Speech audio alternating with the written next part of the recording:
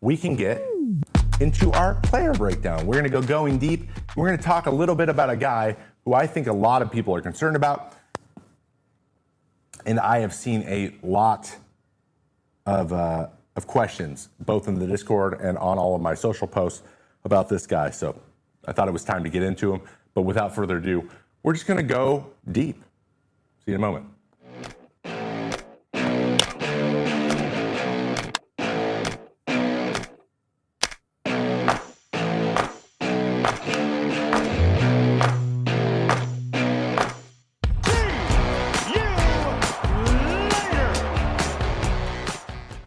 Going deep. We're talking about Sandy Alcantara today. Sandy, the ex-Cy Young winner, 2022 Cy Young winner, has been struggling this year. And I thought it would be a good time to dive in and see what exactly is going on with Sandy Alcantara, okay? We have kind of a process we go through here on this segment.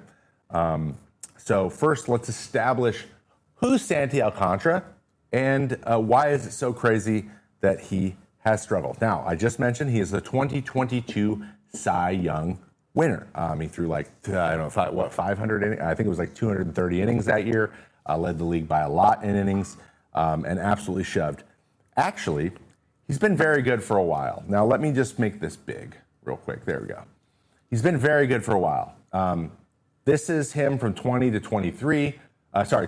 23 rather, pre-Tommy John.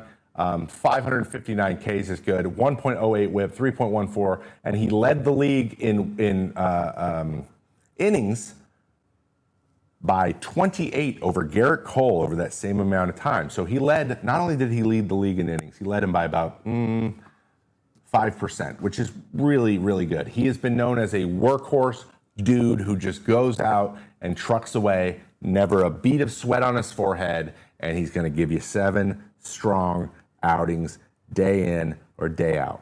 But something happened in 2024, and he has missed the entire season coming into this year with a torn UCL and subsequent Tommy John surgery, okay? So with Tommy John, there's some common things that happen to a guy coming back from Tommy John, and we're going to check in and see how those things are faring and see if we can pinpoint what's going on. So let's talk a little bit about the scouting report on Sandy. This is how, when he is successful, when he is winning Cy Youngs and is one of the best pitchers in the league for 3 straight years, this is what he's doing. Very high velocity on both his 4-seam fastball and his 2-seam fastball, okay? He throws really hard. He's a guy who can routinely run it up to 101, 102 miles an hour. His average fastball was 97 plus on all of those years, including this year. And so using high velocity has been a calling card. That's a pure power guy. He also elevates a not great 4-seam fastball in terms of movement, but he throws hard enough. He's more of a sinker guy. He naturally throws a sinker changeup and like a sinker hard. He throws a power changeup that's diving, and he throws a power sinker that dives, but he is been willing to throw the ball high in the zone as well. So he has elevated well. He has basically said, hey, you can't just stay at the bottom of the zone with me. I need to elevate, even if my 4-seam isn't technically a big riding 4-seam. I'm just going to beat you with velocity. He doesn't walk people, historic low walk rates. So he just you have to hit the ball or you're not getting on base. And he commands the corners. He moves right to left, right to left, right to left, and just picks a side, usually against hitter, and just peppers that side. And has been very good at staying out of the middle of the zone. And then he uses a consistent mix. Basically, you can't pigeonhole him in any pitch. He never uses any single pitch over 40% of the time. And for a guy who can throw 102, who doesn't just sit up there and pump fastballs, throws lots of sliders, so lots of changeups. He's a slider, changeup, 2 fastball type guy. That's also impressive. Basically, he's a guy who throws high 90s, who pitches like a command guy. So what's not to like about that? Well, hitters didn't like it, but everyone else seemed to enjoy it, why things were going well. But like I mentioned, he had Tommy John surgery. So what happens with Tommy John surgery from time to time? 1, sometimes your stuff is affected. A guy who's dealing with that a little bit right now, Spencer Strider. He used to throw high, like he was like 98, 99 every outing. Now he's been like 95, touching 97. Velo's down a little bit. I believe it will come back. That was something I struggled with a little bit when I came back too. So like 93, 94, then 95, then 96. And like it just slowly kind of came back as you kind of get used to throwing in major league games. That is not a problem he has had. His velo is exactly where it always has been. Actually, everything is kind of where it is. All movement profiles are fine. I checked the Savant. It all looks like maybe there's slight nominal changes, but nothing crazy. All that stuff is kind of there. I actually went and looked at Eno Saris's Stuff Plus metrics on Fangraphs. This is them right there. This is his Stuff Plus for all of his years. Hopefully you can see this is kind of small. This is Stuff Plus from his 2023 to 2025. It's 110 to 108. That's not a change. That's not a big deal. Right? So I'm like, okay, stuff is the same. Even each pitch individually is pretty close to what it was before surgery. So I'm not concerned about his stuff moving correctly. What I am concerned about is this little red box way over here. That red box, that's Location Plus, which is a model that is supposed to tell you how well this person is controlling throwing strikes and then commanding the zone after they throw strikes with a bunch of different metrics. It was 105 and now it's 93. Just a reminder, 100 is league average. Scott, you need to check out this Roback hoodie I have. It's 85 plus degrees here in Florida. Look, lightweight, feels great, cool colors, perfect for those hot Florida days. I agree, AJ. Color looks fire. And you can get your own sweatshirt, polo, hoodie. Go check out Roback. And if you do and you're a first-time customer, Roback.com using the code FOUL gets you 20% off your first purchase. RHOBACK.com, code FOUL. Get after it, FT fam. So, bingo. I think we found our thing that we need to dive a little deeper into.